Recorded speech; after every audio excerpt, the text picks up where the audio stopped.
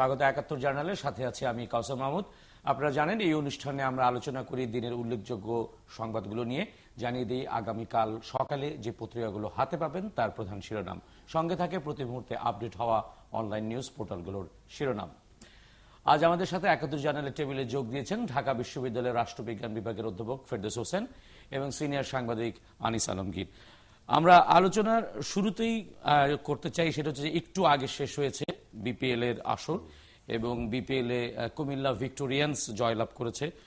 আপনাদেরকে যদি বলি যে খুব ছোট্ট করে যদি এই আলোচনা দিয়ে শুরু করি যে বিপিএল আপনারা কেমন উপভোগ করলেন। বিপিএল নিয়ে নানান রকম তর্ক বিতর্ক ছিল, কিন্তু এবারের বিপিএল আয়োজন নিয়ে এবং এবারের বিপিএল এ যে বেশ কিছু নতুন প্লেয়ারকে আমরা দেখলাম, এই বিষয়গুলো নিয়ে আপনারা আনিস আলমগীর যদি আপনি মন্তব্য করতেন। আমি খুব একটা খেলা দেখি না, তো বিপিএল যে কয়েকদিন দেখেছি মোটামুটি ভালোই লেগেছে। আমার মনে হচ্ছে গত কয়েক বছর থেকে কয়েকবার যেটা হলো, এবার মধ্যে তৃতীয় আসর না, তৃতীয় আসর, হ্যাঁ তৃতীয় আসরে বলবো যে আরো বেশি বিদেশি প্লেয়াররা আসলো এবং বাংলাদেশি প্লেয়ারদের এই বিদেশি প্লেয়ারদের ছাড়িয়ে যে পারফরমেন্স সেটা অনেক চোখে পড়ার মতো ছিল আমার দৃষ্টিতে। আগে স্টার বলতে আমরা পাকিস্তানি কিছু বা আমার মনে হয় এটাই ইতিবাচক দিক এবারে বিপিএল যে আগে বিদেশি প্লেয়ারদের নির্ভরতা যেটা ছিল, এবং গেইলের মতো একটা লোক একজন প্লেয়ার খেলে নাই, তারপরে দেখা গেল তার দল জিতে গেছে, সেটা অনেক বড় পাওনা ছিল। যেমন আমাদের সাকিব, মুস্তাফিজ কিংবা রনি যে মানে নতুন করে আবার চমকানো। জি অধ্যাপক ফেরদৌস হোসেন, আপনি কিছু যোগ করতে চান এই বিপিএল বিষয়টা? তেমন একটা নাই, তো একটাই বলতে চাই আমি, ওই একই কথা, হয়তো রিপিটেশন। সেটা হলো যে এই ক্রিকেট বাংলাদেশে ক্রমান্বয়ে আমরা যেটা দেখেছি যে পাকিস্তান আমলের কথা যদি আমরা বলি, পূর্ব পাকিস্তানে, তদানীন্তন পূর্ব পাকিস্তানে ফুটবল খেলা খুব জনপ্রিয় ছিল। এবং আমি কয়েকদিন আগে মাসকারহাসের একটা বই পড়ছিলাম, রেপ অফ বাংলাদেশ। সেখানে উনি এই পাকিস্তানের দুই উইংয়ের ডিফারেন্স বোঝাতে গিয়ে এটাও একটা গুরুত্বপূর্ণ পয়েন্ট হিসেবে নিয়ে এসছেন যে ওদের সাথে যে আমাদের পার্থক্য ছিল সাংস্কৃতিক এবং অন্যান্য, সেখানে খেলাতেও একটা পার্থক্য ছিল। সেটা হলো পাকিস্তানিরা খেলতো ক্রিকেট এবং হকি, আর পূর্ব বাংলার বা পূর্ব পাকিস্তানের লোকদের প্রিয় খেলা ছিল ফুটবল। কিন্তু এখন দেখা যাচ্ছে যে তারপরে স্বাধীনতার পরে আমরা দেখলাম যে ফুটবলই জনপ্রিয় ছিল, আস্তে আস্তে ক্রিকেটও জনপ্রিয় হয়ে উঠতে থাকলো এবং সেই খেলাটা আগে খুবই আরবান বেসড বা রাজধানী বেসড ছিল, এখন এইটা কিন্তু আসলে আমরা জেলা শহরে বা একদম এর বিস্তৃতি আমরা লক্ষ্য করছি। আনিস আলমগীর, আপনার কাছে আমি আরেকটি প্রশ্ন করতে চাই। বিপিএল এ অর্থনৈতিক লেনদেন নিয়ে একটা খুব একটা সুখকর কোনো সংবাদ নেই এবং প্রায় শোনা যায় নানান রকম যে প্লেয়াররা অভিযোগ করেন। এবারেও এরকম অভিযোগ আসছে যে বিদেশি প্লেয়ারদের আমরা প্রচুর টাকা দিয়ে তাদেরকে নিয়ে আসি, কিন্তু আমাদের যারা স্থানীয় প্লেয়ার, তারা আন্তর্জাতিক মানের প্লেয়ার, তাদেরকে আসলে অনেক সময় পরিশোধ করা হয় না। এই যে একটা টানাপোড়েন এখনো পর্যন্ত বিপিএল এই ঐতিহ্যটা আছে, এটা নিয়ে আপনি কি বলবেন? আমি মনে করি যে স্ট্রংলি এটা আমাদের বাংলাদেশ ক্রিকেট বোর্ড দেখা উচিত, কারণ ওরা হচ্ছে এখন মুরব্বী না, এটা দেখার।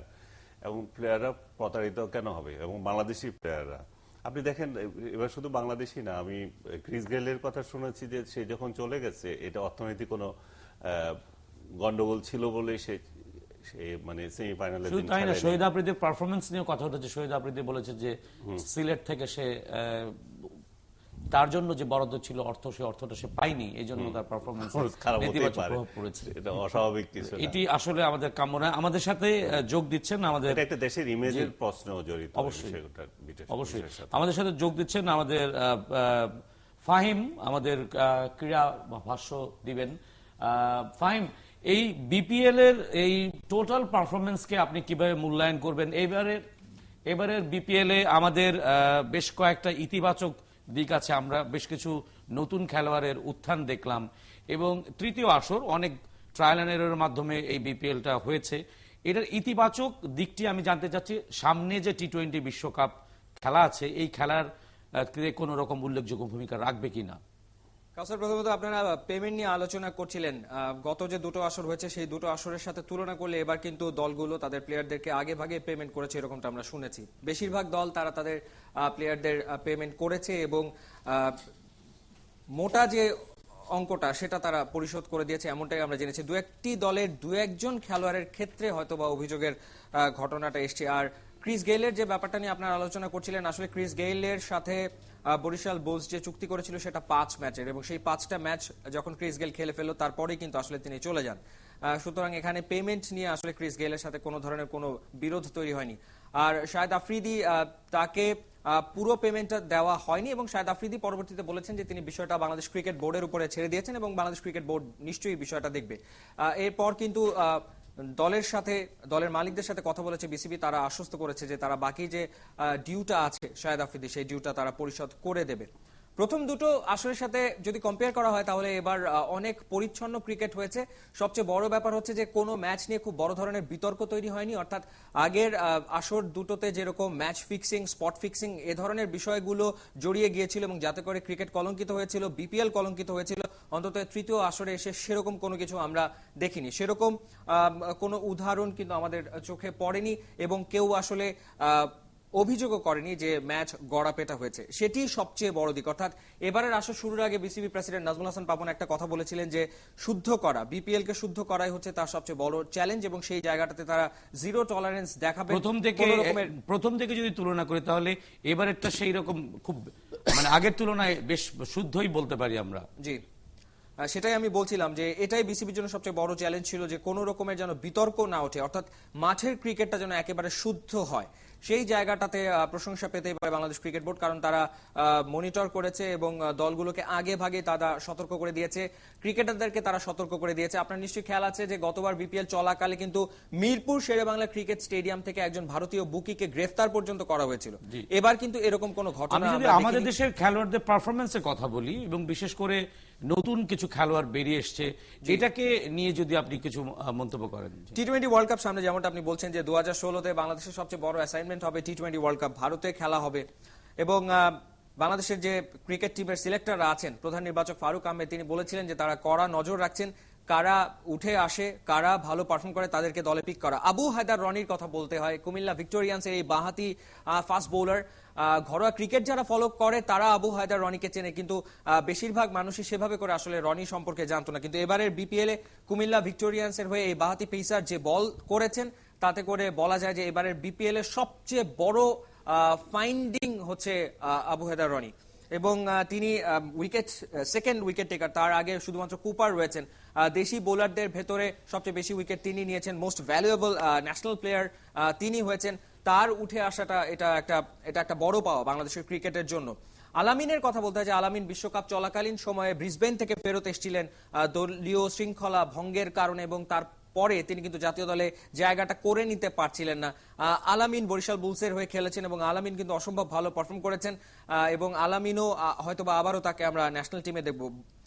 বোলারদের কথাটা আগে ভাগে বলার কারণ হচ্ছে যে টি-20 এমন একটা খেলা, যেই খেলাটা জিততে হলে বোলারদেরকে খুব কার্যকর ভূমিকা রাখতে হয়, এবং আমাদেরকে যদি ভারতের টি-20 ওয়ার্ল্ড কাপে ভালো খেলতে হয় সেক্ষেত্রে অবশ্যই আমাদের পেস স্কোয়াড যথেষ্ট রকম শক্তিশালী হতে হবে। সেই কারণে এই দুজনের দুর্দান্ত ফর্মে থাকাটা ডেফিনেটলি আমাদের জন্য একটা প্লাস পয়েন্ট তো বটেই। আরো দুজনের কথা বলতে চাই। আজকের যে ফাইনাল আমরা দেখলাম, অলোক কাপালি, মূলত তিনি কিন্তু কুমিল্লা ভিক্টোরিয়ান্সকে চ্যাম্পিয়ন করলেন, অথচ অলোক কাপালিকে শুরুতে কিন্তু কেউ নিতেই চায়নি, তাকে কেউ দলে নিতেই চায়নি। রংপুর রাইডার্সে তিনি ছিলেন, রংপুর রাইডার্স তাকে নিয়েছিল, পরবর্তীতে রংপুর রাইডার্স তাকে ছেড়ে দেয় এবং তার ফলে কুমিল্লা ভিক্টোরিয়ান্স তাকে পিক করে, এবং at the end of the day সেই অলোক কাপালি, একসময় ন্যাশনাল টিমের সুপারস্টারই বলা যায়, সেই অলোক কাপালি কিন্তু কুমিল্লা ভিক্টোরিয়ান্সকে আজকে চ্যাম্পিয়ন করলেন। আরেকটি বিষয় হচ্ছে যে আমাদের দেশের খেলোয়াড়রা কিন্তু ভারতে যে খেলছে, আইপিএল এ খেলছে, কিন্তু এবারে বিদেশি খেলোয়াড় আমরা দেখেছি, কিন্তু সাউথ আফ্রিকা থেকে আমরা কাউকে দেখিনি, ইংল্যান্ড থেকে আমরা কাউকে দেখিনি, অস্ট্রেলিয়া থেকে কাউকে দেখিনি। এটা কি আসলে ওই খেলোয়াড়দের আন্তর্জাতিক খেলা চলছে নাকি অন্য কোনো কারণ থাকতে পারে? ঠিকই বলেছেন যে প্রত্যেকেরই আসলে ন্যাশনাল টিমের সার্ভিসটা তো সবার আগে, ন্যাশনাল টিমের ডিউটি প্রত্যেকেরই ছিল। সাউথ আফ্রিকা একটা লম্বা সিরিজ তারা ভারতে খেলেছে, এবং সেই লম্বা সিরিজ, অনেক লম্বা সময়, প্রায় 3 মাস ধরে সাউথ আফ্রিকান ক্রিকেটাররা কিন্তু ভারতে ছিল। সেই কারণে সাউথ আফ্রিকান ক্রিকেটারদের পক্ষে এসে বিপিএল খেলাটা সম্ভব হয়নি। একই রকম ভাবে অস্ট্রেলিয়া, তারা নিউজিল্যান্ডের সাথে সিরিজ খেলেছে, সে কারণে অস্ট্রেলিয়ান ক্রিকেটারদেরকেও কিন্তু পাওয়া যায়নি। অর্থাৎ যে দেশগুলো ইন্টারন্যাশনাল ক্রিকেটে ব্যস্ত ছিল, ন্যাশনাল টিমের খেলা ছিল, সেই ন্যাশনাল টিমের প্লেয়ারদেরকে কিন্তু আমরা আসলে বিপিএল এ পাইনি। এছাড়া যে অ্যাভেলেবেল প্লেয়াররা ছিল তারা কিন্তু খেলেছে, এবং টপ কোয়ালিটি ক্রিকেটার তো খেলেছে। কুমার সাঙ্গাকারা কারা ক্রিস গেলদের মতো ক্রিকেটাররা তারা এবারে বিপিএল অংশ নিয়েছে। আপনাকে ধন্যবাদ। আশা করি যে সামনের বিপিএল একদমই কলঙ্ক মুক্ত হবে, আরো কলঙ্ক মুক্ত হবে এবং আরো বিশুদ্ধ হবে। আনিস আলমগীর ফেরদৌস সাহেব, আপনি কোন প্রশ্ন করতে চান কিনা? না, তেমন আমি জাস্ট একটু কোয়ারি ছিল যে আমি দেখেছিলাম যে ক্রিস গেল ছয়টা খেলার জন্য চুক্তিবদ্ধ হয়েছিল এবং 5টা খেলে চলে গেছে। ফাইমের কথা থেকে জানলাম যে 5টা, এটা হয়তো পত্রিকা হয়তো ভুল লিখেছিল। ফাইম উত্তর দেবেন যে বলছে। যতটুকু আমি জানি যে 5টা ম্যাচের জন্য আসলে ক্রিস গেল চুক্তিবদ্ধ ছিল এবং 5টা ম্যাচ খেলে তিনি ফিরে যান। আচ্ছা, আমি যেটা জানতে চাচ্ছি, আমাদের যে প্রশ্নটা এসেছিল যে বিদেশি খেলোয়াড় এবং বাংলাদেশের উদীয়মান বা তরুণ খেলোয়াড়দের, মানে যাদের পারফরমেন্স ভালো, দেখা যাচ্ছে যে পেমেন্টের ক্ষেত্রে তাদেরকে কম দেয়া বা বিদেশি খেলোয়াড়দের বেশি দেওয়া বা অসম পেমেন্ট, এটা কি এই কর্পোরেট কালচারের প্রভাব ক্রিকেটের মধ্যেও পড়েছে বলে আপনি মনে করছেন? একেবারে যথার্থ আপনি বলেছেন। কারণ হচ্ছে যে এক একটা টিম করতে প্রত্যেকটা দলের মালিকদেরকে অনেক টাকা খরচ করতে হয়েছে। সেই কারণে কিন্তু বিসিবি তারা এবার লোকাল প্লেয়ারদের পেমেন্টগুলো কমিয়ে এনেছে, যাতে করে দল গড়ার ক্ষেত্রে কিছু কম খরচ হয়। কারণ আগের দুটো বিপিএল করার যে অভিজ্ঞতা হয়েছিল বিসিবি, সেখানে তারা দেখেছে যে দল গড়তে গিয়ে এত টাকা খরচ করে ফেলেছে টিমগুলো, তারা সেই টাকাটা স্পন্সরদের কাছ থেকে কোনোভাবে উঠাতে পারছে না এবং যার ফলে টিমগুলো আর্থিকভাবে ক্ষতিগ্রস্ত হচ্ছে এবং ক্ষতিগ্রস্ত হওয়ার ফলে তারা কিন্তু ওই ফিক্সিং ওইদিকে ঝুঁকে যাচ্ছে। এই কারণে বিসিবি এবার চেয়েছে যে লোকাল প্লেয়ারদের পেমেন্টগুলো যাতে কম হয়, যাতে করে দল গড়তে কম টাকা খরচ হয় এবং যাতে করে ফিক্সিং এর কোনো রকমের সুযোগ তৈরি না হয় এবং দলগুলো খানিকটা হলেও ব্যবসায়িকভাবে লাভবান হয়। এবার আমরা যেটা দেখেছি, প্রত্যেকটা দলের কিন্তু যথেষ্ট রকম কমার্শিয়াল সাপোর্ট ছিল। প্রত্যেকটা দল মিনিমাম 5টা করে স্পন্সর প্রত্যেকটা দলের সাথেই ছিল। বড় বড় যে কর্পোরেট হাউসগুলো ছিল তারা বিপিএল এ সম্পৃক্ত হয়েছে, তারা বিপিএল এর দলগুলোর সাথে সম্পৃক্ত হয়েছে, যার ফলেই কিন্তু প্লেয়াররা পেমেন্টটা পাচ্ছে সময় মতো। এটার কারণেই কিন্তু তারা আসলে সময় মতো পেমেন্টটা পাচ্ছে। আর শেষ আরেকটা কথা একটু বলে রাখতে চাই, আমি ফেসবুকে দেখছিলাম যে বিপিএল ফাইনাল শেষ হওয়ার পর অনেক স্ট্যাটাস দিচ্ছে। একটা স্ট্যাটাসের কথা না বললে নয়, একজন লিখেছে যে যখন মাশরাফি খেলে তখন আমার মনে হয় যে বাংলাদেশ দল খেলছে। তো আসলে এই নিয়ে টানা 3বার মাশরাফি বিন মুর্তুজা তিনি বিপিএল চ্যাম্পিয়ন হলেন, 2বার ঢাকার হয়ে এবং এবার কুমিল্লার হয়ে। তো ডেফিনেটলি একজন ফায়ার ক্রিকেটার এবং আমার মনে হয় যে কুমিল্লা যে চ্যাম্পিয়ন হলো, সেই চ্যাম্পিয়ন হওয়ার পেছনে আসলে মাশরাফির যে ক্যাপ্টেন্সি, সেটাই সবচেয়ে বড় ব্যাপার। ধন্যবাদ ফাহিম আমাদের সাথে যুক্ত হওয়ার জন্য। তবে এটা নিঃসন্দেহে বলা যায় যে এই ক্রিকেট বিপিএলটাও আস্তে আস্তে জনপ্রিয় হচ্ছে এবং এটা আসলে এই যে আমাদের যে ক্রিকেট অনুরাগী যারা আছেন, বিশেষ করে তরুণ যারা আছেন, তাদের জন্য এটাও একটি আনন্দের বিষয় যে আমরা আলোচনায় আবারও ফিরবো। তবে তার আগে দর্শক, আমরা একটা বিরতি যাচ্ছি, বিরতির পর আবারও আমরা ৭১ জানালে ফিরছি।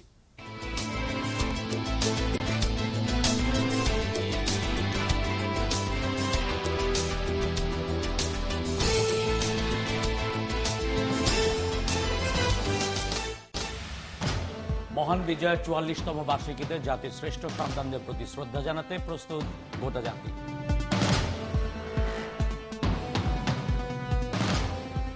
প্রতীক নিয়ে নির্বাচনী প্রচারে সরগরম সব পৌরসভা, ভোটের মাঝপথে সরে যাবে না বিএনপি। সৌদি আরবের নেতৃত্বে ৩৫টি মুসলিম দেশের সন্ত্রাসবাদ বিরোধী নতুন সামরিক জোটে বাংলাদেশ।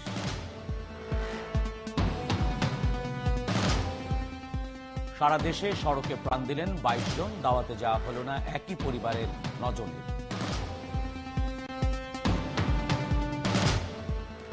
বিপিএল এর ফাইনালে বরিশাল বুলসকে ৩ উইকেটে হারিয়ে শিরোপা জিতল কুমিল্লা ভিক্টোরিয়ান্স।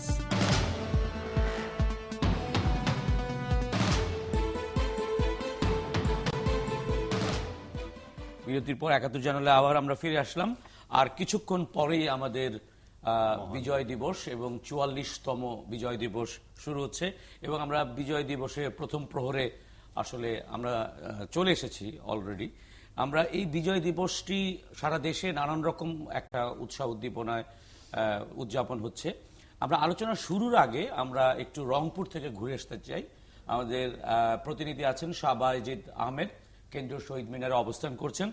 শাহবাজিদ, আপনি কি বলবেন যে এই যে ৪৪তম বিজয় দিবসের যে উদযাপন হচ্ছে, আপনি যেখানে আছেন সেখানে প্রস্তুতি কেমন এবং এই প্রস্তুতি নিয়ে আপনি বলেন।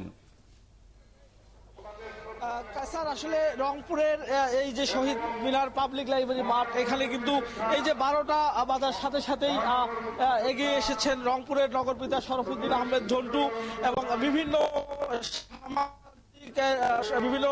সামাজিক রাজনৈতিক এবং বিভিন্ন আজকে এখানে ফুল দিয়ে শ্রদ্ধা জানাবেন। তো এই মুহূর্তে আমাদের সাথে রংপুরের নগরপিতা শরফুদ্দিন আহমেদ ঝন্টু তিনি যোগ দিচ্ছেন আমাদের সাথে। আমরা তার সাথে একটু কথা বলে নেব যে এই আজকের যে মহান বিজয় দিবস, এই মহান বিজয় দিবসে আজকে রংপুরে কিন্তু ব্যাপক প্রস্তুতি নেওয়া হয়েছে। বিশেষ করে স্বাধীন বাংলাদেশ 44 বছর পেরিয়ে 45 বছরে পা দিল। এই ঝড় ঝঞ্ঝা বিক্ষুব্ধ পথ পেরিয়ে স্বাধীন বাংলাদেশ এগিয়ে চলছে, নানা গৌরব কথা স্মৃতি রয়েছে। তো আমরা নগরপিতা শরফুদ্দিন আহমেদের কাছ থেকে জানতে চাইবো আজকে এই 44 বছর পেরিয়ে 45 বছরে পা দিচ্ছে স্বাধীন বাংলাদেশ। তো আজকে রংপুরের মানুষ আজকের এই দিনে কেমন উজ্জীবিত এবং প্রস্তুতি কতটুকু? বিসমিল্লাহির রহমানির রহিম।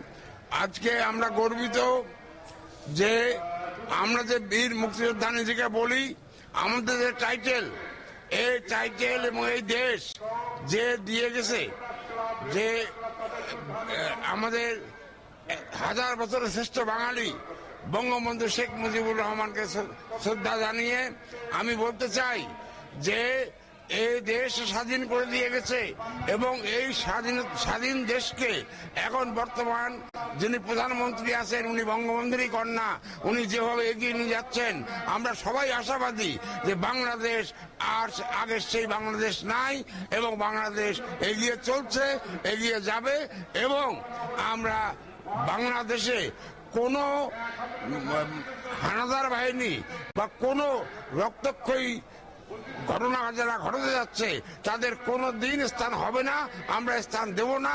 আজকে আমরা এই শপথ নিতে চাই।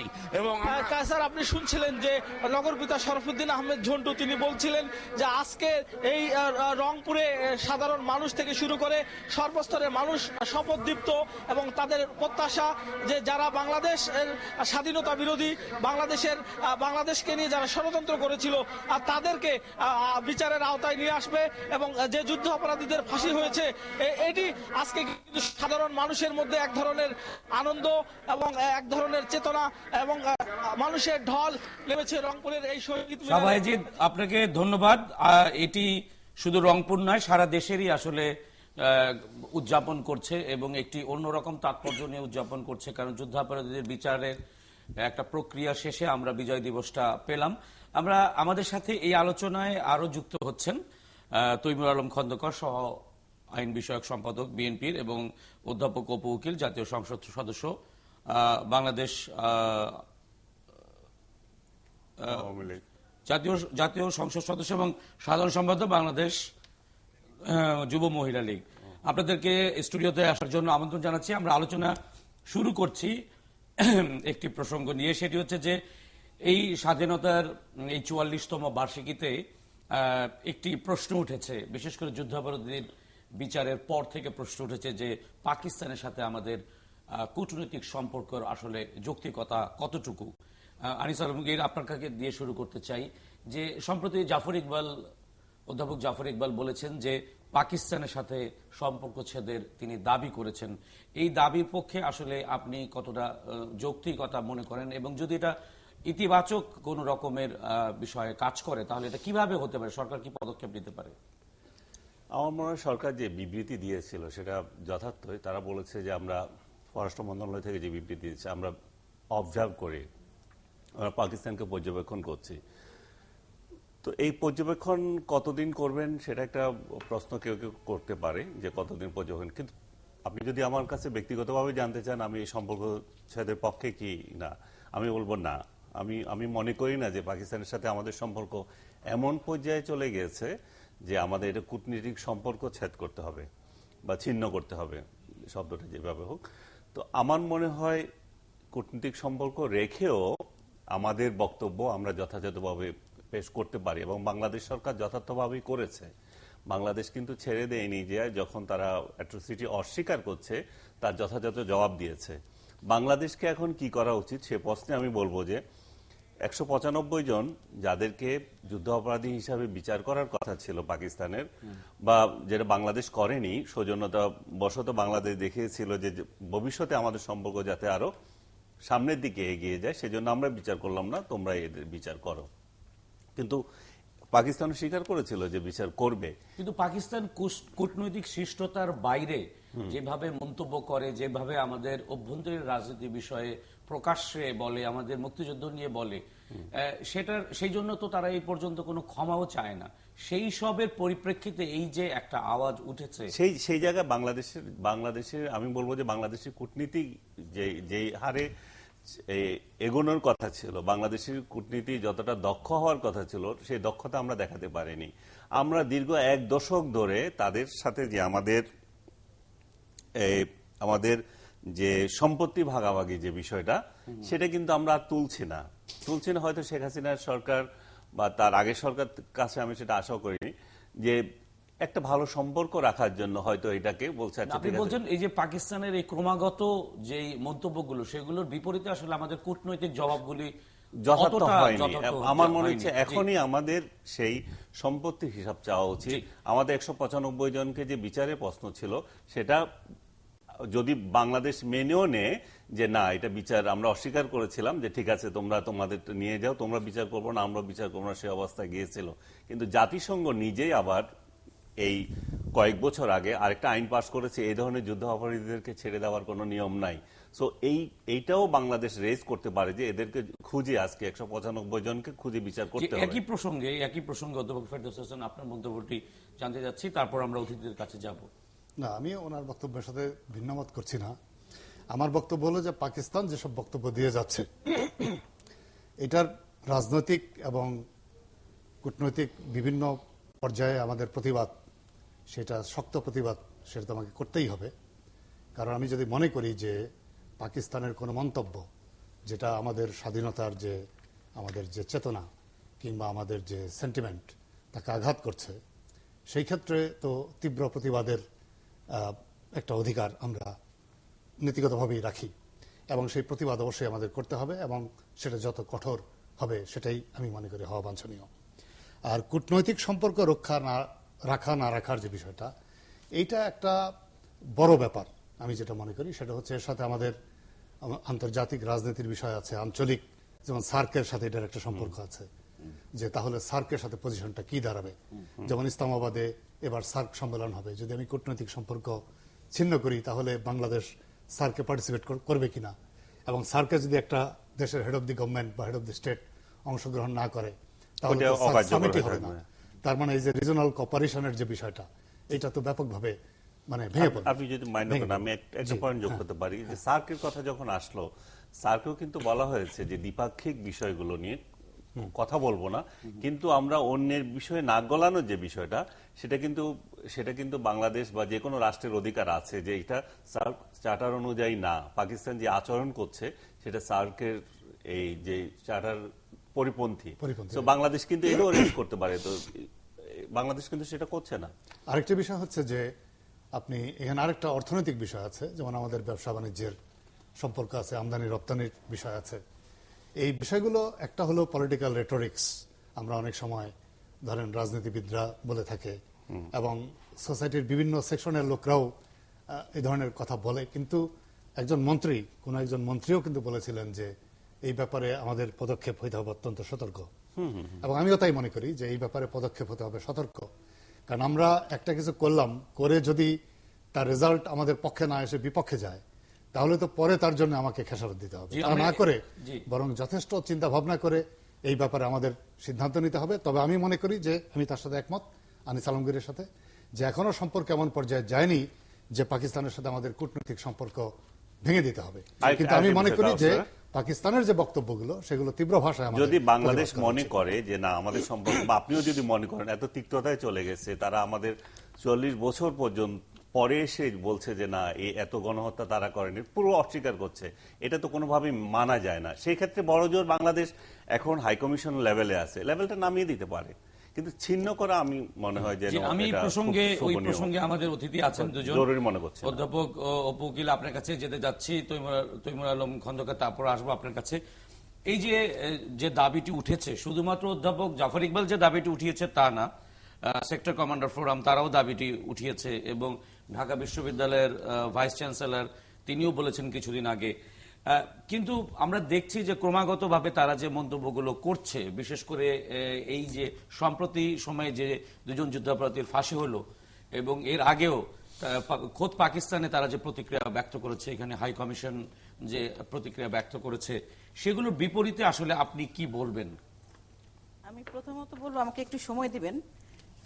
আলোচনার পরিপ্রেক্ষিতে বলছি যে আমাদের 195 জন সেনাবাহিনী যারা বাংলাদেশের স্বাধীনতা যুদ্ধে বাংলাদেশের সেই নারকীয় কুকীর্তির সঙ্গে জড়িত ছিল, তাদেরকে বিচার করবার জন্য ত্রিপক্ষীয় যে চুক্তি হয়েছিল সেখানে পাকিস্তানের কোর্ট মার্শালে তাদের বিচার হবার কথা ছিল। যেহেতু বাংলাদেশে তৎকালীন সময়ে বাংলাদেশিদের স্বজনরা আটকা পড়েছিল, সে কারণে এই চুক্তিটি মেনে নিয়েছিলেন জাতির জনক বঙ্গবন্ধু এবং তারা বিচার করবেন বলে আশ্বস্ত করেছিলেন তৎকালীন পাকিস্তানের পররাষ্ট্র বিষয়ক প্রতিমন্ত্রী, সেখানে স্বাক্ষর করেছিলেন এবং তৎকালীন প্রধানমন্ত্রী বলেছিলেন যে বাংলাদেশ যদি আহ্বান জানায় তাহলে তারা বাংলাদেশে আসবেন, বাংলাদেশে এসে বাংলাদেশের মানুষের কাছে ক্ষমা প্রার্থনা করবেন এবং ভুল ত্রুটির জন্য তারা ক্ষমা চাইবেন, এই কথাটিও কিন্তু বলা আছে। কিন্তু তারা সেই বিচারটি করেনি।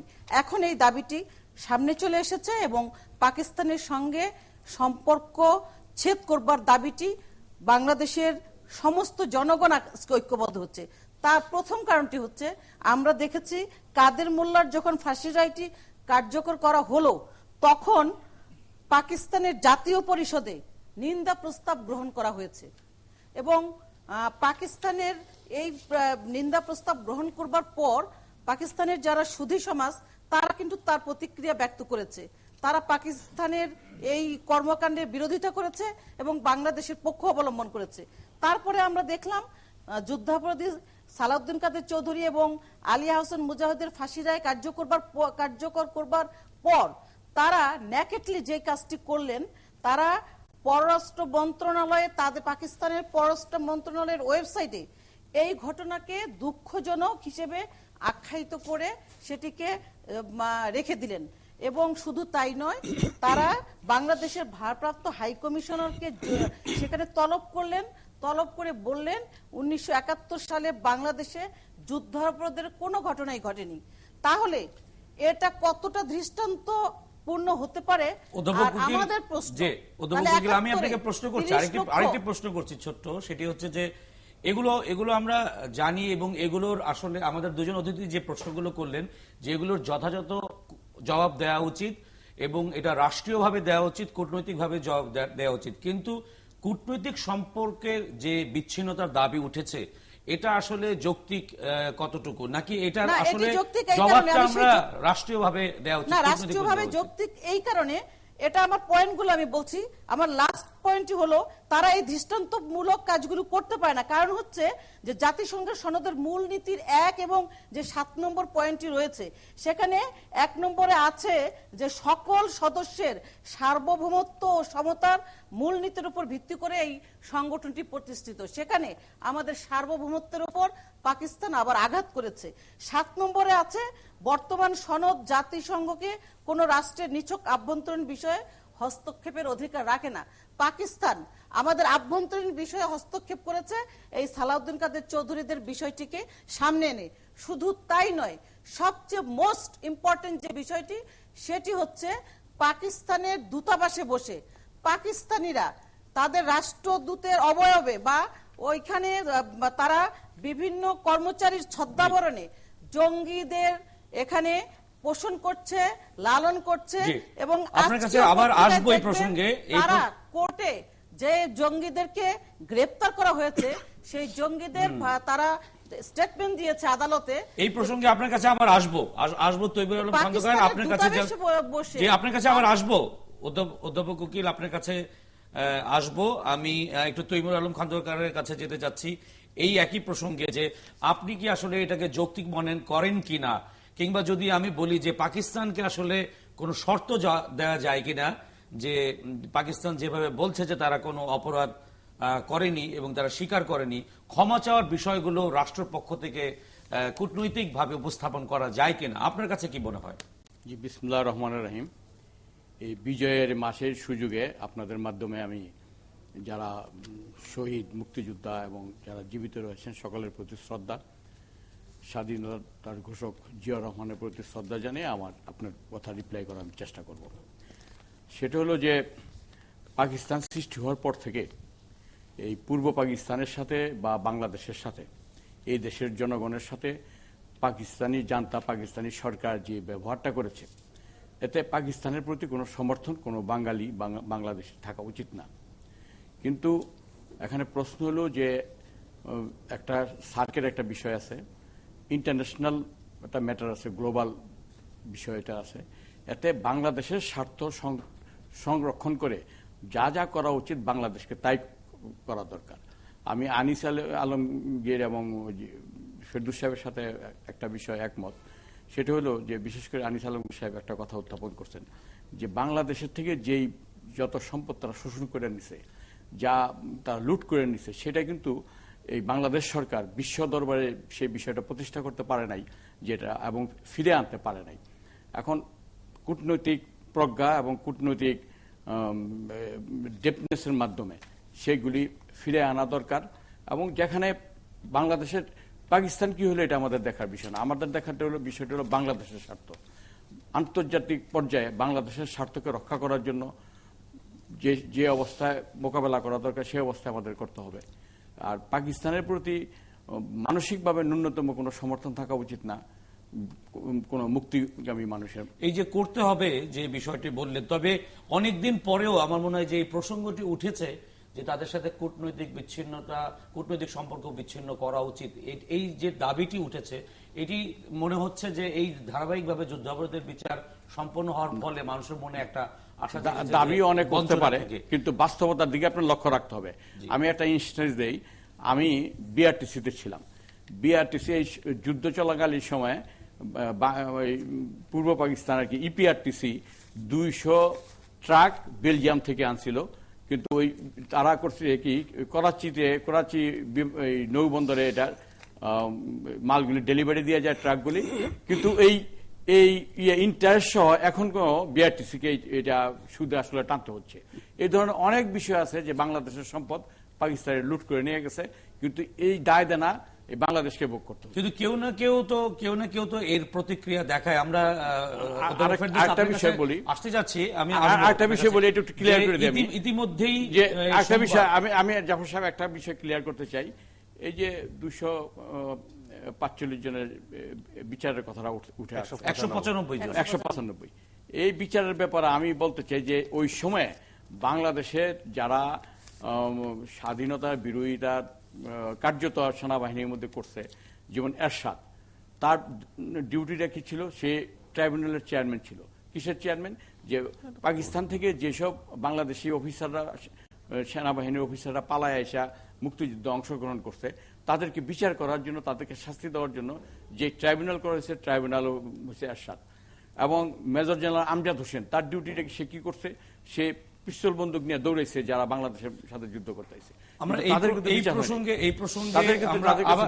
বিচারটা কিন্তু রাজনৈতিক চিন্তাধারায় না হইয়া বিচারটা কিন্তু অ্যাকচুয়ালি যারা দেশের স্বাধীনতার বিরোধিতা করছে এবং কার্যত দেশের ক্ষতি করছে তাদের বিরুদ্ধে হওয়া উচিত। জি, এটা নিয়েও কথা আছে যে এই যে বিচার হয়নি, এই না হওয়ার পিছনে পাকিস্তান মিলিটারি একাডেমিতে আসলে যারা ছিলেন তৎকালীন সময় এবং যারা বাংলাদেশে ছিল, তাদেরও একটা প্রভাব ছিল, তাদেরও একটা সক্রিয় ভূমিকা ছিল, এই কারণে আসলে বিচার হয়নি, এরকম কথা উঠেছে। আমি অধ্যাপক ফেরদৌস আপনার কাছে আসতে চাচ্ছি এই প্রসঙ্গে যে ইতিমধ্যে গত সোমবার ঢাকা বিশ্ববিদ্যালয়ের সিন্ডিকেট পাকিস্তানের বিভিন্ন বিশ্ববিদ্যালয়ের সাথে সব ধরনের সম্পর্ক ছিন্ন করার একটা সিদ্ধান্ত নিয়েছে। এই সিদ্ধান্তটা আপনি কিভাবে দেখেন? আপনি একই বিশ্ববিদ্যালয়ের একজন অধ্যাপক, আপনি কি মনে করেন যে এটি আসলে কারো না কারো প্রতিক্রিয়া দেখানো উচিত, নাকি এটাকে আসলে অন্যভাবে জবাব দেওয়া উচিত?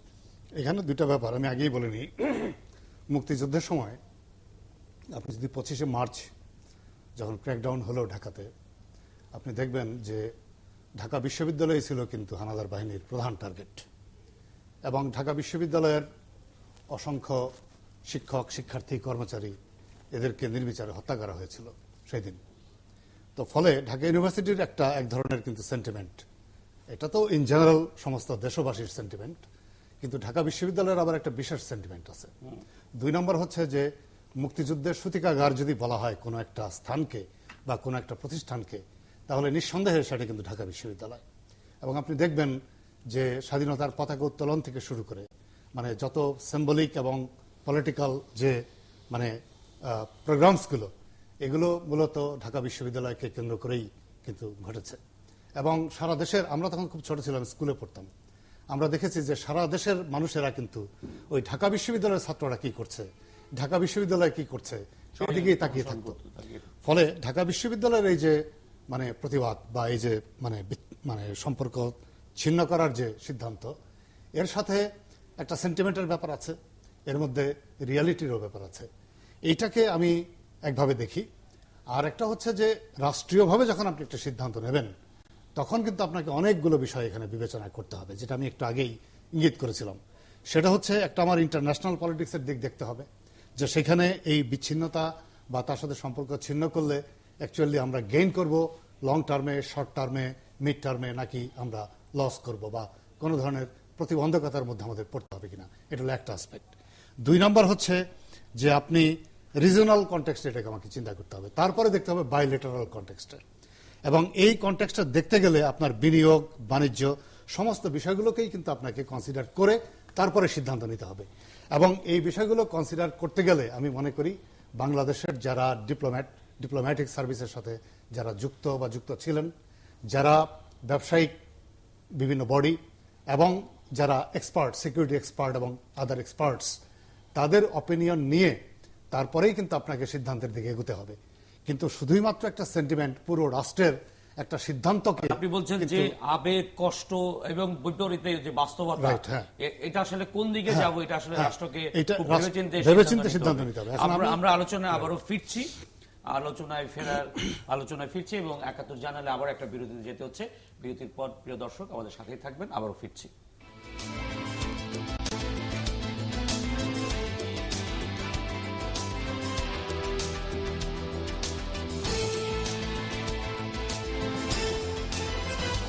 বিরতির পর 71 জানালে আবারও ফিরে আসলাম। আমরা আলোচনা আবারও ফিরবো, তবে তার আগে আমরা দেখে নিই আজকের সংবাদপত্রের প্রধান প্রধান শিরোনামগুলো। প্রথমে জনকণ্ঠ, বিজয় নিশান ঘরে ঘরে, আগামীকাল 16ই ডিসেম্বর বিজয় দিবস, সেই জন্য সবাই আশা করি যে এটাই লিড করবে। এরপরে আমরা দেখব আরেকটি সংবাদ আজকে দেখছি, সেটা হচ্ছে সৌদি নেতৃত্বের জঙ্গিবাদ বিরোধী সামরিক জোটে যাচ্ছে বাংলাদেশ। সকালের খবর, যুদ্ধাপরাধীদের বিচারে সোনার বাংলা কলঙ্কমুক্ত হচ্ছে। 8ম বেতন কাঠামোর গেজেট প্রকাশ, অবশেষে গেজেট প্রকাশিত হয়েছে এবং এমডিজি অর্জনের সফলতা, দেশে গিয়েছে বহুদূর। এখানেও দেখছি ওই একই সংবাদটি, সৌদি নেতৃত্বাধীন সামরিক জোটে বাংলাদেশ। ভোরের কাগজ, বাঙালির বিজয় উৎসব আজ। একটি পরিচয়পত্রে 20টির বেশি সিম নয়, নতুন যে একটি হচ্ছে যে একটি বিশেষ কার্ড দেয়া হচ্ছে নাগরিকদের, সেখানেই মনে হয় সেই কার্ডের বিপরীতে 20টির সিম প্রসঙ্গ এসেছে। সৌদি আরবের নেতৃত্বে নতুন সামরিক জোটে বাংলাদেশ। আমরা আলোচনায় ফিরছি। আমি একটি যেই সংবাদটি আমরা দেখলাম যে সৌদি আরবের নেতৃত্বে 35টি মুসলিম দেশের সন্ত্রাসবাদ বিরোধী নতুন সামরিক জোটে এসেছে বাংলাদেশ। কিন্তু আমরা সংবাদটিতে আমরা দেখেছি যে কিছুক্ষণ আগে আমি এই সংবাদটি পড়ছিলাম, সেখানে দেখলাম ইরান, ইরাক এবং আফগানিস্তান, সিরিয়া, এই 4টি দেশ বাদ দিয়ে এই জোটটি গঠন করা হয়েছে। আনিস আলমকে আপনার কাছে প্রথমে জানতে যাচ্ছি, এই 4টি দেশকে, মুসলিম দেশকে বাদ দিয়ে জোটের কারণ কি মনে হচ্ছে আপনার কাছে? প্রধানত এই 4টি দেশই এখন জঙ্গি আক্রান্ত। যখন একটা দেশ জঙ্গি আক্রান্ত আছে, সেই সরকারের জঙ্গিবাদ বিরোধী ভূমিকা বা সৌদি আরবের নীতিটাই এখানে বেশিরভাগ প্রতিফলিত হচ্ছে। ওই দেশগুলোর সাথে সৌদি আরবের সম্পর্ক এবং সৌদি আরবের নীতিটা। আসলে জঙ্গিবাদ, আপনি যদি আফগানিস্তানকে বাদ দেন, বাকি 3টা রাষ্ট্র কিন্তু শিয়া অধ্যুষিত রাষ্ট্র। তো সৌদি আরবের ওখানে একটা অ্যালার্জি আছে। আবার এদিকে আফগানিস্তানে তালেবানদের সঙ্গে মার্কিন সম্পর্ক ভালো না। সৌদি আরব কাদের নেতৃত্বে চলে সেটাও আরেকটা বিষয়। আপনি বলতে বাংলাদেশের এই অংশগ্রহণটা যদি কিভাবে আমি দেখি, আমি সেই প্রসঙ্গে আসতে যাচ্ছিলাম যে এই যে বাংলাদেশও এই জোটে অংশগ্রহণ করলো এবং এতে আসলে আমাদের জন্য আসলে কি ইতিবাচক বিষয়? ইতিবাচক একটা দিক হচ্ছে, দেখেন বাংলাদেশের পররাষ্ট্রনীতি বরাবরই সৌদিমুখী। বাংলাদেশ এমন কোনো কাজ করে না যেটা সৌদি আরবকে অখুশি করা হয়, কারণ সে সঙ্গত কারণ আছে। কারণ হচ্ছে বাংলাদেশের এতগুলো শ্রমিক সৌদি আরবে আছে, আর মুসলিম বিশ্বে সৌদি আরবের একটা অসম্ভব প্রভাব আছে, এবং মুসলিম বিশ্বের বাইরেও সৌদি আরবের প্রভাব আছে, যেহেতু তারা অনেকের কিরানক হিসাবে কাজ করে। মানে কূটনৈতিক সম্পর্ক উন্নয়নের ক্ষেত্রে কি ভূমিকা রাখবে না অন্য কোনো ভূমিকা রাখতে পারে? আমি বলছি যে বাংলাদেশ, এটা সবাই জানা উচিত যে বাংলাদেশ কখনো সৌদি আরব এবং চীন এই দুইটা রাষ্ট্রকে কেউ হটায় না বা মানে চটায় না। বাংলাদেশে অনেকে মনে করে যে আমেরিকার কথায় চলে, অমুকের কথায় চলে, তমুকের কথায় চলে। আমাদের পররাষ্ট্রনীতিতে এই দুইটা দেশ খুব নীরবেই কাজ করে, এবং ওই দুইটা দেশের বিরুদ্ধে বাংলাদেশ কখনোই যায় না, আপনি খেয়াল করে দেখবেন। সেই ক্ষেত্রে সৌদি আরবের কাছে তো আমাদের অনেক কিছু নির্ভরশীলতা আছে, বিশেষ করে আমাদের এতগুলো শ্রমিক সেখানে আছে। আর দ্বিতীয়ত বাংলাদেশের পররাষ্ট্র নীতিতেও আছে যে বাংলাদেশ তো জিরো টলারেন্স জঙ্গিবাদের উপর আছে, বর্তমান সরকারও সেটা মেনে চলে। তো সেই ক্ষেত্রে সৌদি আরবের এই জোটে যাওয়া বাংলাদেশ আমার মনে হয় না যে কোনোভাবেই একটা ভুল কোনো সিদ্ধান্ত নিয়েছে, বা আমি বলবো যে কোনো এটা ব্যাঠিক কোনো সিদ্ধান্ত হয় না, এটা যথার্থই আছে। এবং বাংলাদেশ যে জঙ্গিবাদ বিরোধী যে আন্দোলন, যেটা আপনি যদি খেয়াল করে দেখেন, এই জঙ্গিরা কিন্তু একটু ওয়াহাবিজমে একটু জড়িত। আপনি সব জঙ্গিদের খেয়াল করে দেখেন বাংলাদেশে যতগুলো আছে, এগুলো ওয়াহাবিদের সাথে লিঙ্কেজ আছে এদের। আর সৌদি আরব নিজেই আবার ওয়াহাবি তত্ত্বের প্রচলন করছে, বা সৌদি আরবই এটার সাথে জড়িত। এখন এটা কতটুকু সফলতা আসবে আমি জানি না, কারণ এই দুইটা ওয়াহাবি এবং আমেরিকা এবং সৌদি আরব এই দুইটাই যখন জঙ্গিদের সাথে এই দুইটার সম্পর্ক অস্বীকার কেউ করতে পারছে না। আজকে আইএসআইএস বলেন এবং অন্যান্য জঙ্গি বলেন, সবগুলোই সৌদি আরবের সাথে লিঙ্কেজ আছে, এবং আমেরিকার সাথে লিঙ্ক আছে। প্রসঙ্গ কি কতটা সফল হবে এই জোটটা আমি সেটা জানি না। এই জোট গঠনের আড়ালে আসলে অন্য কিছু আছে কিনা অধ্যাপক ফেরদৌস হোসেন, যে হঠাৎ করে সৌদি আরব এইরকম একটি জোট গঠন করলো এই চারটি দেশকে বাদ দিয়ে? এই জোট গঠনের আড়ালে কি আসলে এই চারটি দেশ, বিশেষ করে ইরান এবং ইরাকের বিরোধিতা প্রসঙ্গটি, বা তাদের মধ্যে যে একটা ঠান্ডা লড়াই আছে সৌদি আরবের সাথে ইরান ইরাকের সাথে, সেটিও আসলে প্রকট হলো কিনা? দেখেন, আমি এর আগে একটা মানে বক্তব্য দিই, সেটা হলো টনি ব্লেয়ার ওই সময় ব্রিটিশ প্রাইম মিনিস্টার ছিলেন। কিছুদিন আগে উনি একটা বক্তব্য দিয়েছিলেন, সেটা হচ্ছে যে সাদ্দাম হোসেনকে উৎখাত করা এবং গাদ্দাফিকে উৎখাত করে বরং মানে প্রকারান্তরে তিনি যা বলতে চেয়েছেন সেটা হচ্ছে যে এটা ভুল হয়ে গেছে আমাদের। মানে তার মানে বোঝাতে চাচ্ছেন কি? বোঝাতে চাচ্ছেন যে এদেরকে উৎখাত করার মধ্য দিয়ে যে নিয়ন্ত্রণটুকু মানে রাষ্ট্রের উপর বা এইসব ফোর্সেসের উপর যে শক্তিগুলোর ছিল, এবং ওই রাষ্ট্রকে আবার যেভাবে ডিপ্লোম্যাটিক্যালি বা পলিটিক্যালি হ্যান্ডেল করা যেত, এখন দেখা যাচ্ছে যে সেই সেন্ট্রাল নিয়ন্ত্রণটা না থাকার কারণে বিভিন্ন রকম মানে গ্রুপে বিভক্ত হয়ে যে জঙ্গি তৎপরতা চলছে, এইটাকে কন্ট্রোল করা, এটা ইন্টারন্যাশনাল কমিউনিটির জন্য বা কোনো রিজনাল মানে গ্রুপিং এর কনটেক্সটে যদি আপনি দেখেন, এটা কিন্তু অনেক টাফ হয়ে গেছে। যে কারণে এখন ওয়েস্টার্ন মানে পজিশন থেকেও কিন্তু এটাকে খুব ক্রিটিক্যালি দেখা হচ্ছে যে আদৌ এটা কতটুকু সঠিক হয়েছে। এটা একটা দিক। দুই নম্বর যেটা আনিস আলমগীর বলেছেন, যেখানে শিয়া সুন্নি একটা কনফ্লিক্ট কিন্তু আছে। আবার আপনি দেখবেন যে ওয়াহাবিদের সাথে নন ওয়াহাবি এবং অন্যান্যদের মধ্যে কনফ্লিক্ট আছে। এই যে এইসব মানে নানা ধরনের জটিল একটা চক্র বা আবর্ত, এইটা কিন্তু আজকে সমস্ত মধ্যপ্রাচ্য বা মুসলিম দেশগুলোর রাজনীতি এবং সমাজের মধ্যে একটা চরম মানে একটা জটিলতা, আমি যেটা বলবো জটিলতার জাল বিস্তার করে ফেলেছে। কাজে এর মধ্য দিয়ে একটা সরল সিদ্ধান্ত উপনীত হওয়া এই মুহূর্তে এটা কিন্তু খুব কঠিন, এবং কতটুকু সুবিবেচনা প্রসূত হবে আমি শেষ প্রশ্ন করতে চাই এই প্রসঙ্গে, আমি পৌরসভার বিষয়ে একটা শেষ করে দিই। আর যে বিষয়টি এখন হচ্ছে যে সৌদি আরবের নেতৃত্বে মানে 35টি দেশ, মুসলিম দেশ বা ইসলামী মুসলিম দেশ, তারা যে সামরিক অ্যালায়েন্স করছে, সেটা জঙ্গিদের বিরুদ্ধে মিলিটারি অ্যাকশনের সমন্বয় এবং সমর্থন, এই দুইটা শব্দ ব্যবহার করা হয়েছে। এখন প্রত্যেকটা রাষ্ট্রই কিন্তু এক ধরনের অ্যাকশনে আছে, এবং এইটাকে কোঅর্ডিনেট করে তারপরে সেই জঙ্গি বিরোধী একটা কোঅর্ডিনেটেড যে মিলিটারি অপারেশনস, এটা কিভাবে চলবে, তার মডালিটি কি হবে, তার মানে লিগ্যাল এবং পলিটিক্যাল স্ট্রাকচার কি হবে, এটা কিন্তু এখনো ক্লিয়ার এখনো স্পষ্ট না, মাত্র ঘোষণা আসলো। তবে আমি যেটা মনে করি সেটা হচ্ছে এই যে এখানে কে কতটুকু মাইলেজ পাবে, পলিটিক্যাল মাইলেজ পাবে, ব্যাক অফ দি মাইন্ড সে চিন্তা তো অবশ্যই আছে। এবং সেই ক্ষেত্রে আমার মনে হয় বাংলাদেশকে খুব ক্রিটিক্যালি এই ব্যাপারটা অ্যানালিসিস করে তারপরে অ্যাডভান্স হওয়াটা বাংলাদেশের জন্য আপনি যে চারটা দেশকে বেশি গুরুত্ব দিচ্ছেন, আমার মনে হয় ইরান ছাড়া বাকিগুলোকে খুব গুরুত্ব দেওয়ার কিছু নেই।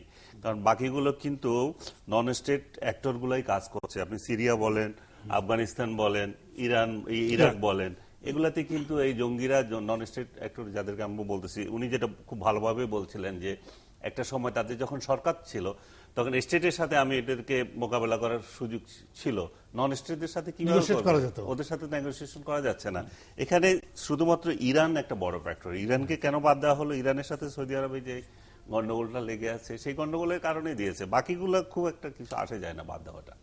তবে আমরা আশা করব যে এই জোট যাতে এই সন্ত্রাস দমনে ইতিবাচক ভূমিকা রাখে এবং এটা আসলে সারা বিশ্বের জন্য এখন এটা অনেক বড় একটা প্রত্যাশা। আমরা আবারও একটু পত্রিকায় দেখি, দৈনিক সকালের খবর, আন্তর্জাতিক সামরিক জোটে যোগ দিল বাংলাদেশ, আমরা যেটা নিয়ে আলোচনা করছিলাম এতক্ষণ। এরপর আমরা আরেকটি পত্রিকা দেখি, সমকাল অনলাইন, বিপিএল শিরোপা মাশরাফির কুমিল্লা ভিক্টোরিয়ান্সের, এটা নিয়ে আমরা আলোচনা শুরুতেই করলাম। এবং নিজস্ব অর্থে পদ্মা সেতু সক্ষমতার পরিচায়ক কৌশিক বসুর মন্তব্য, যুদ্ধাপরাধীদের সম্পদ বাজেয়াপ্ত হবে, মুক্তিযুদ্ধ বিষয়ক মন্ত্রী মন্তব্য দেখছি। আমরা এটা নিয়ে আলোচনা যদিও শেষ করে ফেলেছি, সময় থাকলে আমরা করব। ব্যানার ফেস্টুনে বঙ্গবন্ধু শেখ হাসিনা ছাড়া কারো ছবি নয়, সম্ভবত এটি পৌরসভা নির্বাচন উপলক্ষে সিদ্ধান্তটি হয়েছে। আমাদের সময় আমরা দেখছি স্বাধীনতার ৪৪ বছর, অর্জন অনেক, বিজয় দিবসের প্রত্যাশা। এবং আরেকটি সংবাদ যেটি নিয়ে আলোচনা করলাম আমরা, সৌদি নেতৃত্বাধীন সন্ত্রাসবিরোধী জোটে বাংলাদেশ। এরপর আমরা দেখছি বিডি নিউজ 24, নতুন বেতন কাঠামোর গেজেট প্রকাশ, সৌদি নেতৃত্বে নতুন সামরিক জোটে বাংলাদেশ এবং এমএনপি নিলামের শর্তে পরিবর্তন আসছে। এমএনপি নিলামের শর্তে পরিবর্তন আসছে, একই মোবাইল নম্বর অন্য আরেকটি অপারেটরের মাধ্যমে ব্যবহার করা যাবে, সেই বিষয়ে সরকার সিদ্ধান্ত নিচ্ছে। আরেকটি আজকের পত্রিকার আজ মহান বিজয় দিবস, সেটা রিড করেছে, দিকে দিকে আজ জেগেছে বাঙালি, পে স্কেলের গেজেটে জানুয়ারি থেকে সুবিধা, সরকারি কর্মকর্তা যারা আছেন তাদের জন্য এটি একটি সুখবর।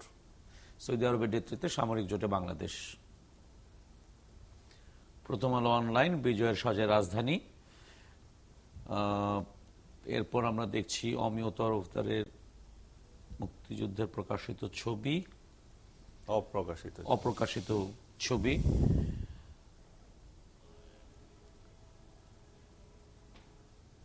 আমাদের অর্থনীতি, মাশরাফির হ্যাট্রিক, কুমিল্লার প্রথম শিরোপা জয়, জঙ্গিবাদের উত্থান রোধে নিজেদের মধ্যে প্রতিযোগিতা হওয়া উচিত, বিজয় দিবসে কোনো নাশকতা হবে না, দলীয় পোস্টার ব্যানারে নিজের ছবি নয়। দলীয় পোস্টার ব্যানারে নিজের ছবি নয়, এই সিদ্ধান্তটি আসলে আমরা পৌরসভা নির্বাচন খুব সামনেই, প্রতীক বরাদ্দ হয়ে গেছে, এখন সারা দেশেই এই নির্বাচন নিয়ে মেতেছে। আমাদের এই আলোচনার সাথে আশা করি আমাদের যুক্ত আছেন তৈমুর আলম খন্দকার এবং অধ্যাপক অপু উকিল, আমাদের সাথে আলোচনায় যুক্ত হবেন। আমরা যাওয়ার আগে জাস্ট একটু আপনাদের সাথে আলোচনা করি, সেটা হচ্ছে যে বিএনপির মহাসচিব মির্জা ফখরুল ইসলাম আজকে একটি মন্তব্য কিন্তু খুবই ইতিবাচক। আমরা শুনে আসছি বিগত বেশ কয়েকটি নির্বাচনে যে বিএনপি মাঝপথ থেকে যাবে না, মানে চলে যায়, কিংবা একেবারে শেষ মুহূর্তে আমরা দেখি যে বিএনপি নির্বাচন থেকে নিজেদেরকে সরিয়ে ফেলেছে, গুটিয়ে ফেলেছে। আলম এখানে আছে, আমি তাকে বারবার জি আমরা আসবো শেষ রাতে আসবো এই প্রসঙ্গে। তবে আমরা একটা বিরতিতে যাই, বিরতির পর তারপর আমরা পৌরসভা নিয়ে আলোচনায় ফিরে আসি। প্রিয় দর্শক, একটা ছোট্ট বিরতির পর আবারও ফিরছি।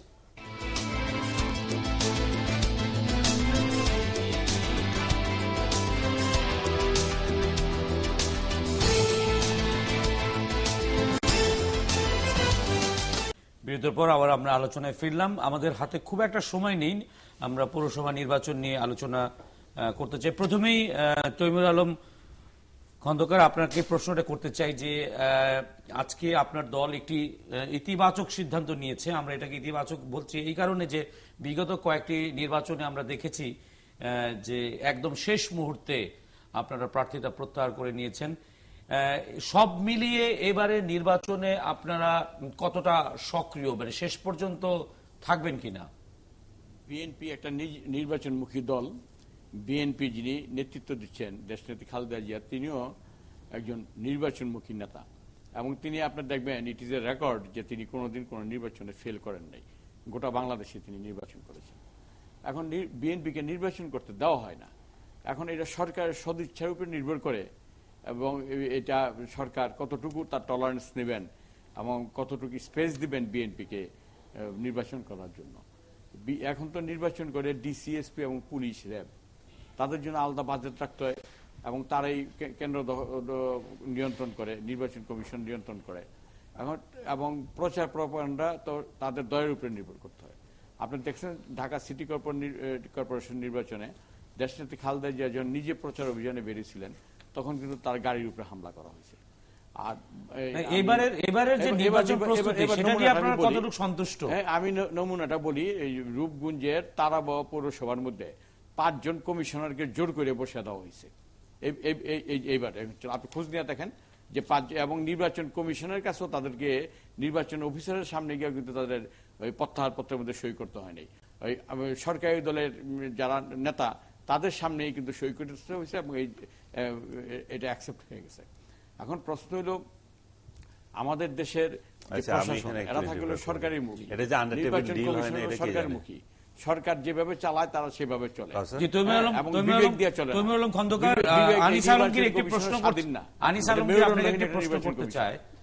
আমি বলছি যে আপনাকে তো এর আগেও আমি কোশ্চেন বারবার করেছি যে আপনার সেই মাঝরাতের কান্না আমাদের সবার চোখে এখনো ভাসছে যে ইলেকশন থেকে আপনি প্রত্যাহার করে নিলেন। আপনাদের দলের 230 জন এখনো আছে, হয়তো এদের ভাগ্যে কি আছে আমি জানি না, এরও একযোগে কাঁদবে কিনা।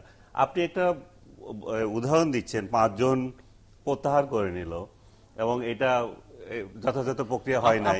আপনার জন্য বলি সেটা হচ্ছে যে আজকে নোয়াখালীর চাটখিলে একজন প্রত্যাহার করেছে এবং অভিযোগ উঠেছে যে একটা অর্থনৈতিক লেনদেন হয়েছে। আপনাদের লোকজন যে অর্থনৈতিক লেনদেনে প্রত্যাহার করছে না, আমি আপনার কথাটা জবাব দিতে চাই। আনিস আলমগীর, আমি আপনার একজন আপনার প্রতিনিধি এবং আন্তর্জাতিক মানের একজন সাংবাদিক।